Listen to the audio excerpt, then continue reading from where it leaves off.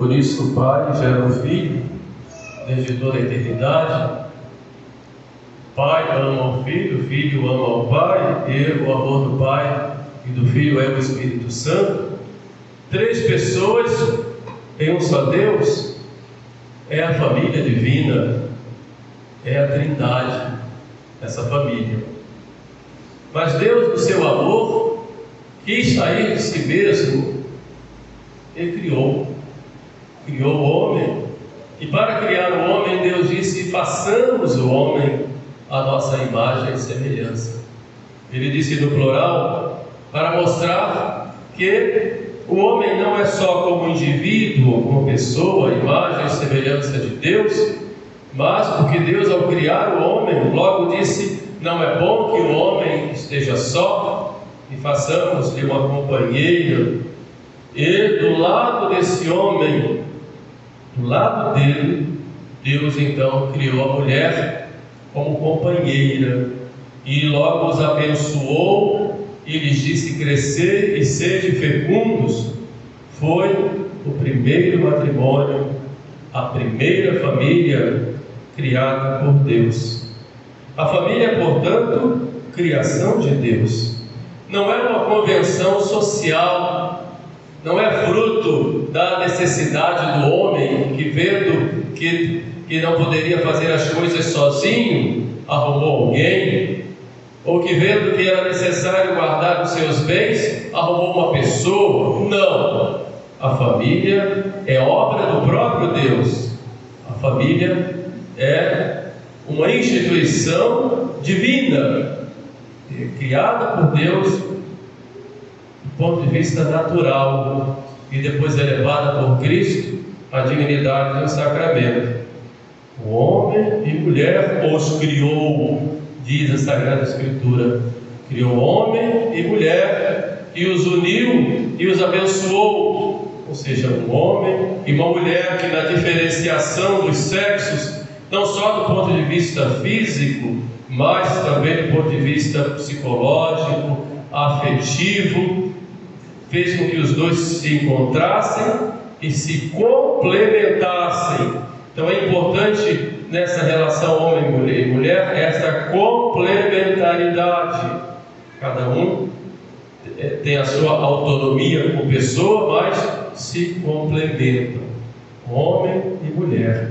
Por isso o matrimônio, segundo o plano de Deus, é matrimônio entre um homem e uma mulher. Nós somos herdeiros de uma tradição, que é a tradição que chamam de judaico-cristã, porque nós somos herdeiros dessa revelação de Deus a nós, que está contida lá na Sagrada Escritura, contida na tradição, contido também em todos os ensinamentos da Igreja, desde a sua fundação até os dias de hoje. Então a família, conforme os desígnios de Deus, é homem e mulher. Dois homens que se casam civilmente não formam uma família. Duas mulheres que se casam, embora as leis do Estado muitas vezes o aprovem, não formam uma família. Uma criança adotada por dois homens ou duas mulheres não forma uma família segundo o plano de Deus. É uma aberração, é algo contra a própria natureza, criada pelos homens, muitas vezes até programados por certas ideologias que visam exatamente destruir a família. E por que tanta perseguição à família? Porque a família é a célula máter da sociedade.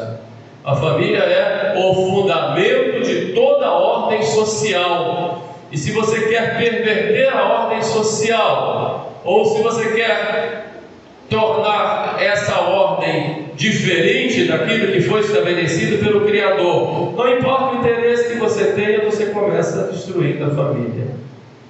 E foi exatamente isso que foi feito no mundo, sobretudo depois dos anos 50, 60, mais acirradamente 60, 70, através muitas vezes dos meios de comunicação, através da arte, através da televisão, das novelas, do teatro, das propagandas, através dos ensinos das universidades, houve uma mudança, né, a respeito do que é a identidade da família.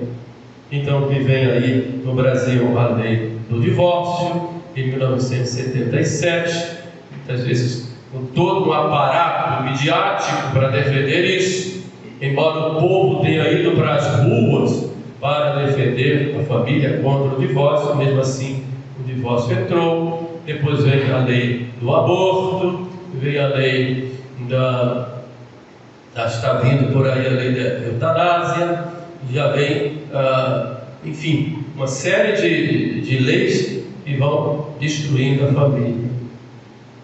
É um absurdo, pois a grande propaganda com relação à ideologia de gênero, a criança hoje na escola vai aprender que tanto faz que ser homem e mulher é cultural, é fruto de uma cultura judaico-cristã que foi imposta, mas que a criança já aos 3 anos já tem que aprender a escolher se ela quer ser homem, mulher, ou ser nada, ou ser tudo, ou ser trans, não sei o que for. Depois a grande propaganda do homossexualismo vem crescendo cada vez mais e vem se tendo tudo como algo normal, segundo a própria natureza, e não é. Se a pessoa tem alguma tendência nessa área, é importante que procure viver a castidade, como todo mundo deve viver a castidade. Mas é uma pressão social, a propaganda para destruir esse verdadeiro sentido da família, tal qual Deus saiu das mãos de Deus, é muito grande. E é claro, se você destrói a família, você destrói todo o tecido social, destrói tudo. Por isso nós temos que, como igreja, defendermos sempre a família, como saiu das mãos de nosso Deus Criador. E segundo aquilo que próprio Jesus ensinou, com as mesmas propriedades do matrimônio, a unidade, o matrimônio monogâmico, um homem e uma mulher, uno, indissolúvel, santo, porque santificado pelo sacramento, quem recebeu o sacramento. Portanto, a gente deve trabalhar e lutar muito para cuidar da nossa família, sabendo que nosso Senhor, Ele quer famílias santas. E já começa lá no tempo de namoro. Nós temos muitos jovens aqui que estão namorando, alguns estão noivos, vão se casar. É importante saber o que é o namoro. Costumo dizer sempre para os jovens que começam a namorar: sejam primeiro bons amigos. Casal deve ser, em primeiro lugar, amigo. Um amigo que se abre para o outro, um amigo que deixa o outro participar da vida, um amigo que fala das suas tristezas, fala das suas mazelas, mas um amigo que se deixa ajudar pelo outro, que não tem medo nem vergonha de dizer para o outro: meu irmão, meu amigo, você não está bem, você precisa melhorar em tal ou tal ponto. Que não tem respeito humano na hora de falar dos erros do amigo, porque os dois devem crescer. Então, o casal que namora deve ser, em primeiro lugar, amigo.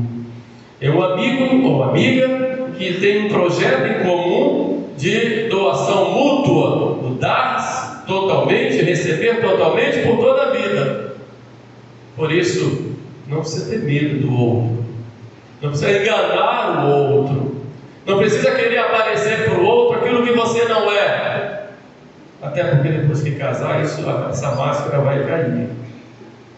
Então é preciso que haja muito diálogo nesse sentido, muita sinceridade, muita caridade, espírito de perdão e projeto em comum, buscando uma verdadeira comunhão de vida. No casal são 3: o homem, a mulher e Jesus Cristo. Se você tira Jesus, você fica sozinho. Por isso, naquela festa de casamento, nós tínhamos lá Jesus, Maria e os noivos. Por isso que a solução veio. Então é importante ver qual é o sentido da família.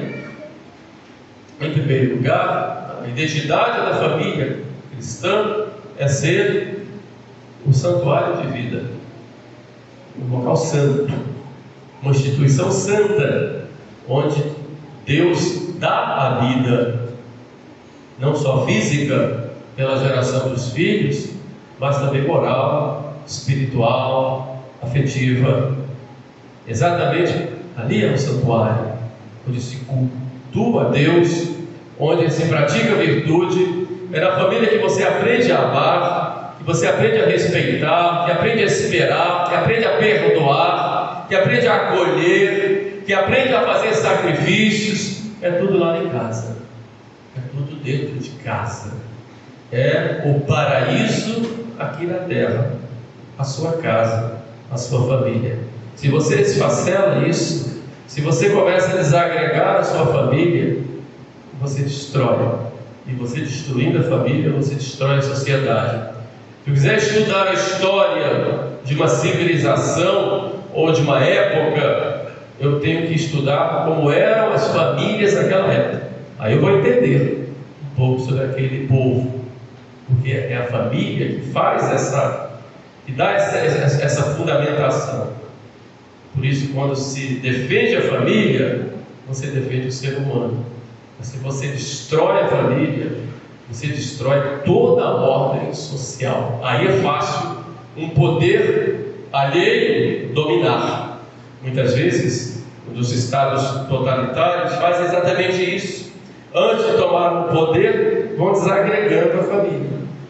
A família toda esfacelada, vem o estado, pum, pega e toma conta.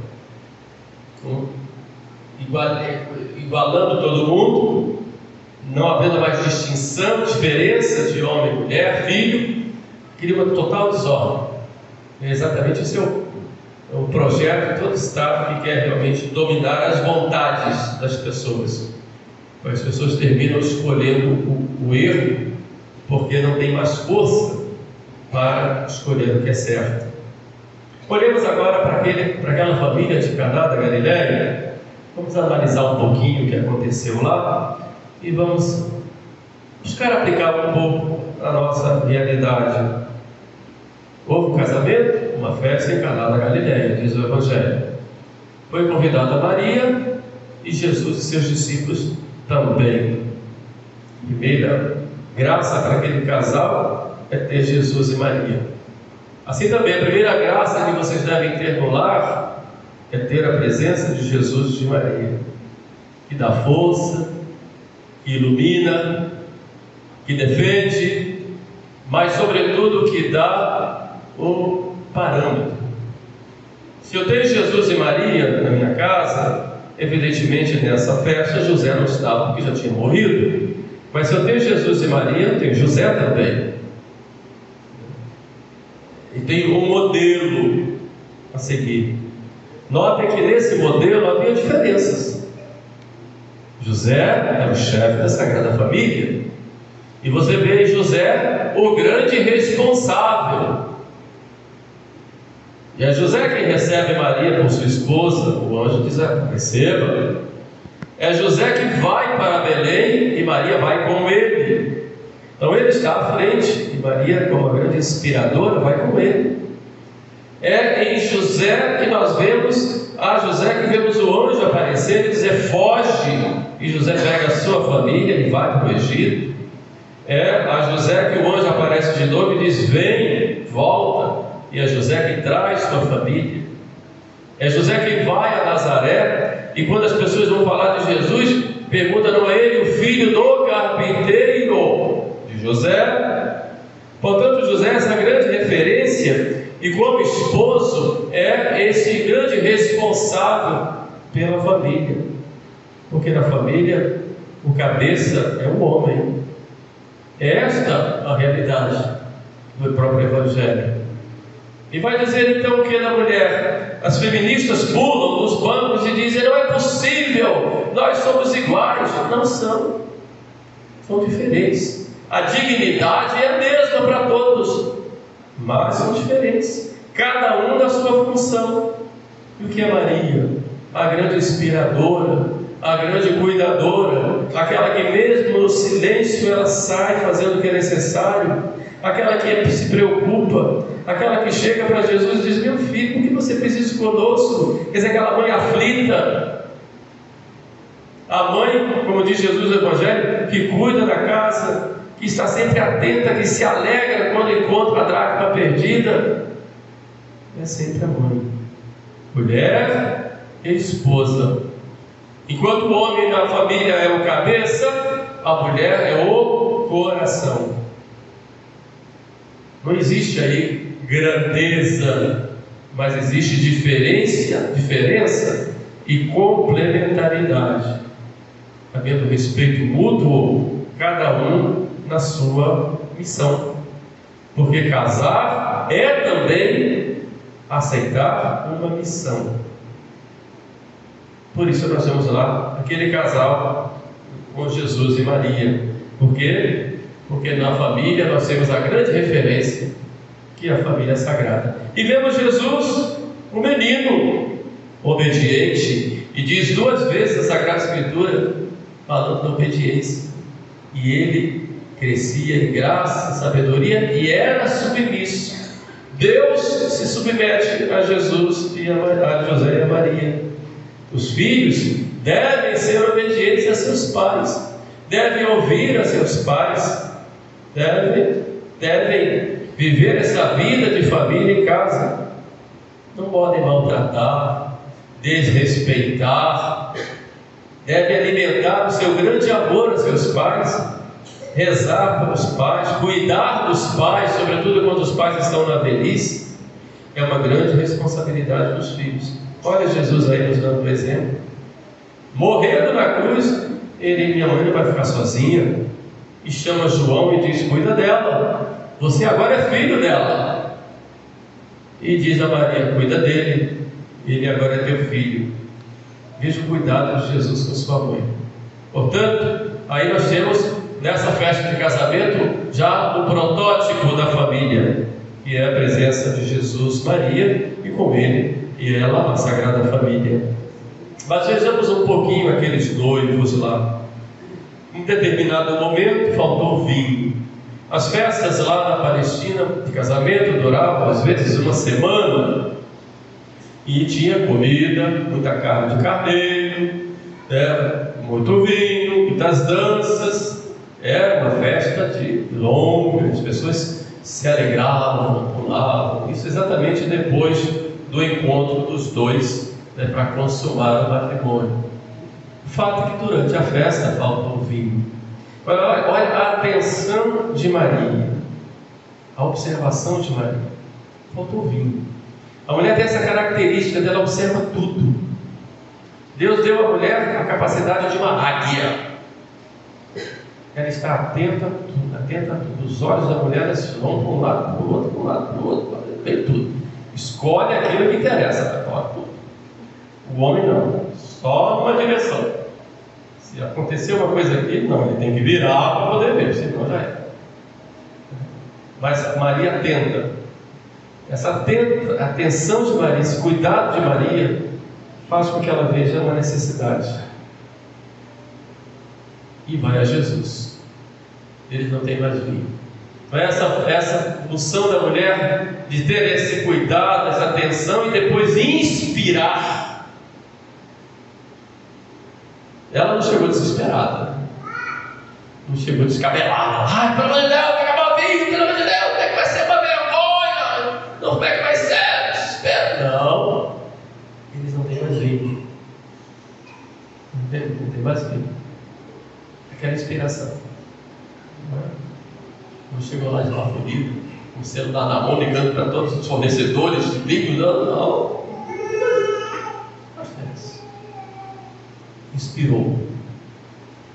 Jesus deu uma resposta para ela que poderia ser uma resposta ruim, mas não, foi verdadeira. Mãe, isso é com os noivos, mas eu vou te atender. A gente entende isso exatamente porque depois ela disse: façam tudo aquilo que ele vos disser. Mas por que faltou vinho? Vamos olhar esses noivos aí. Faltou vinho, ou porque eles eram muito pobres e não tinham dinheiro para comprar vinho para todo mundo, pobreza, ou porque eles eram avarentos, porque vamos gastar com vinho, eu vou ter muitos gastos depois, quando acabar o vinho acabou. Ou eles eram avarentos, ou eles eram imprudentes, não souberam calcular direito, fizeram cálculo naquela pressa e não deu certo, e deu tudo errado, ou faltou discernimento. O casal, muitas vezes, a família, melhor dizendo, muitas vezes passa por muitas crises, muitos problemas, e que podem ser evitados se o casal não é nem pobre, eu vou explicar o sentido, nem avarento e nem imprudente. Ser pobre, pobreza de quê? Pobreza dos valores. Antigamente, muitas vezes, quando a moça se casava, ela levava para casa o enxoval dela, levava um baú cheio de coisas dentro. O que é que se leva no baú quando vai se casar? Que valores você leva? Que valores? Paciência, bondade, capacidade de diálogo? Ou você leva egoísmo? Então você é pobre. Ou você vai se casar movido pela paixão? Você é pobre. Quantas vezes o casal do namoro vai se casar movido pela paixão? Isso é ruim. Tem que ter tempo para construir o verdadeiro amor, e vai ser o ponto de partida mínimo para um amor que se consolida depois. Mas não vai se casar por causa dos teus hormônios, que eu não aguento ficar sem, não aguento ficar sem aquela pessoa. Não, vai se casar porque você ama, porque aquela pessoa você está escolhendo para ficar com você o resto da vida. Sabe lá o que é isso? Mesmo que você tenha filhos, e vai ter, se Deus quiser, os seus filhos vão sair de casa um dia. Você vai dar a vida pelos filhos, dar o teu sangue pelos filhos, vai quase morrer a cada dia pelos filhos. Mas quando você se casar, quando você ficar velho, os filhos vão todos embora. Vai ficar só você e ela. Você e ele, os dois velhinhos lá, um olhando para a cara do outro lá, às vezes faltando assunto, às vezes com assunto. Não importa, porque os filhos vão embora. É normal isso. Vocês fizeram também isso com os pais, na maioria das vezes. Então você tem que escolher bem aquela pessoa. Se vê que não está certo, se vocês não têm comunhão de vida, se vocês não têm comunhão de valores, não se casa não. Não vai dar certo. Não vai dar. E é melhor você chegar, mesmo que esteja apaixonada ou apaixonado, diga: olha, não dá. Vamos parar por aqui. Você vai sofrer um pouco, vai chorar, vai ter tristeza, mas isso passa rápido. 3 meses, 4 meses, se não ficar toda hora chorando no celular, passa rápido. Agora, se você se separa depois do casamento, que desastre! Que desastre! Você rasgou uma veste, que dor! Seus filhos vão ficar perdidos. E como ficam perdidos os filhos que veem os pais discutindo, brigando? Quanta miséria nós vemos hoje do mundo por causa de casamentos desfeitos. Quantos filhos, coitadinhos, perdidos. Quanta criança na rua. Quanta gente se perdendo, sem ter rumo na vida, porque o pai está de um lado, a mãe do outro, muitas vezes nem se casaram. Então é melhor você agora. Não está dando certo?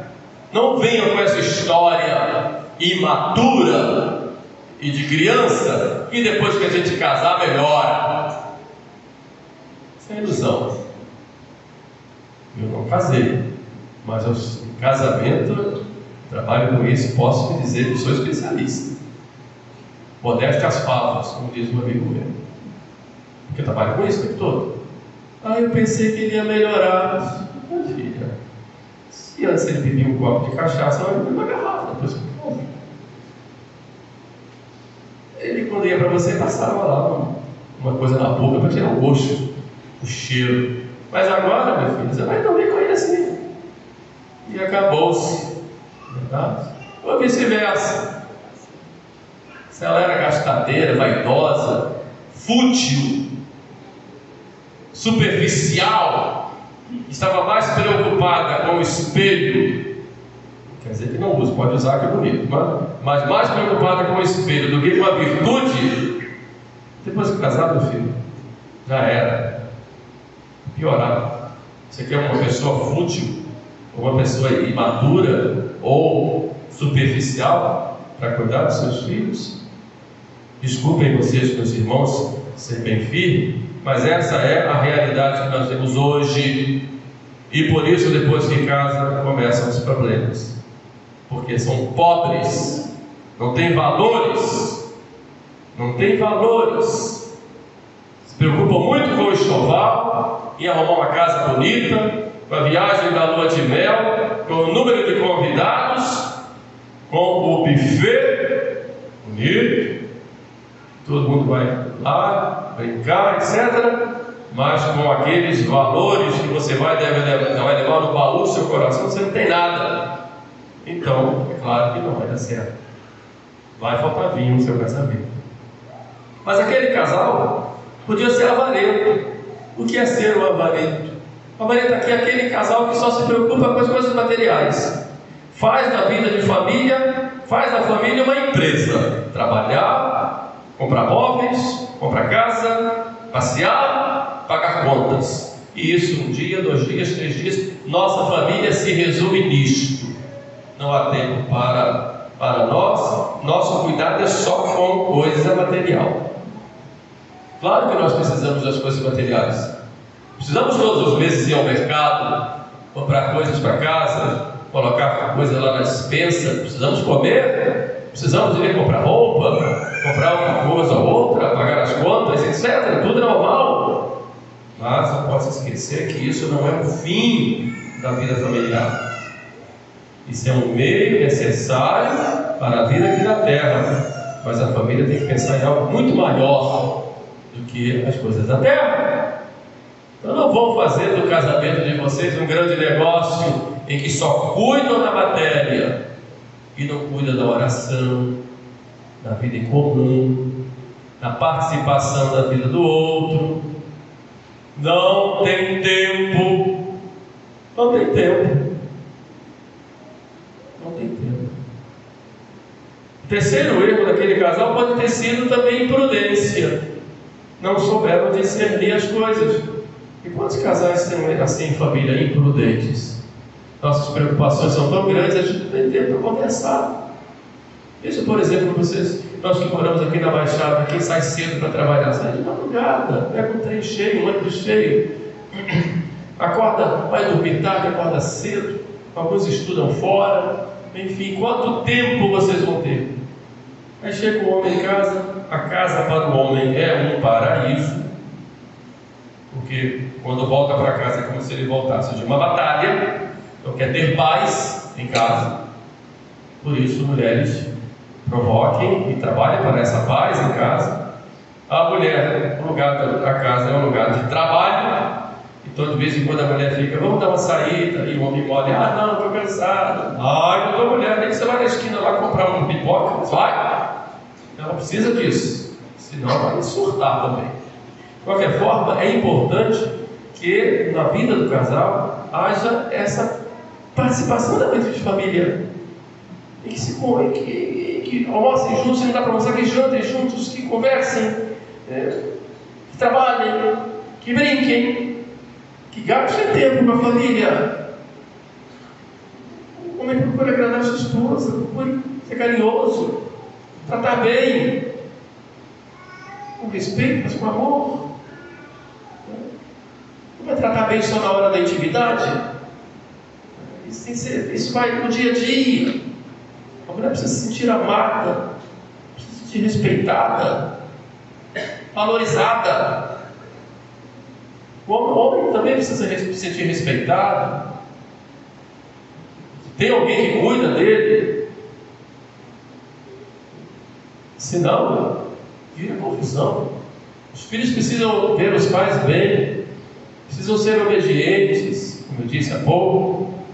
Enfim, é preciso haver discernimento e não imprudências, senão tudo se acaba. Tudo isso que eu estou dando para vocês são orientações, como aquela água que Jesus disse: encham de água. Ele podia ter feito vinho do nada, mas ele disse: encham de água. Essa água representa as nossas atitudes. O que é que nós podemos fazer no dia a dia pela nossa família? Jesus disse: encham de talha a água. Eu já dei aqui vários elementos que podem constituir essa água que vocês vão usar, que Jesus vai transformar na sua graça num vinho maravilhoso. Então, crie em casa um ambiente bom, um ambiente de comunhão, de amparo, de ajuda mútua, atentos à vontade de Deus com relação à casa de vocês. Atentos, com fé e com compromisso. O sim que foi dito no altar é um compromisso sério, e que tem que ser trabalhado e renovado a cada dia. É difícil, sim. As pessoas mudam, as pessoas, alguns dizem que não mudam, de qualquer forma, as pessoas ficam de forma diferente, muitas vezes cansadas, muitas vezes estressadas. Você precisa ter paciência. Muitas vezes o silêncio é importante, muitas vezes precisa falar, tem que ter esse discernimento. Mas atento sempre à vontade de Deus, com fé e compromisso. Por isso eu vou dar para vocês alguns conselhos próprios para esse tempo que nós vivemos. Primeiro, procurem rezar. Pelo menos um pouquinho, um Pai Nosso, uma Maria, que seja em família. Vamos rezar, para Deus abençoar sempre a nossa casa. Segundo, procurem se informar, ler, meditar o Evangelho, meditar o catecismo, estudar. A família precisa se formar, precisa conhecer. Vocês vão transmitir o que para os seus filhos? Tem que ter formação, né?